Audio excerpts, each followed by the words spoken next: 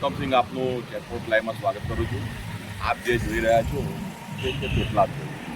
અને આ જે પેટલાદ રોડનો એક બહુ અત્યારે મોટો યક્ષ પ્રશ્ન એ છે કે અહીંયા આગળ વાહનોની અવર જવર વધી ગઈ છે. અહીં સામે યોગી ફાર્મ મંદિર છે, આ સતત જવાનો રસ્તો છે, અને ભીડને લીધે અહીંયા આ જે જગ્યા છે આ જગ્યાએ વારે ઘડીએ નાના મોટા અકસ્માતો થતા હોય છે.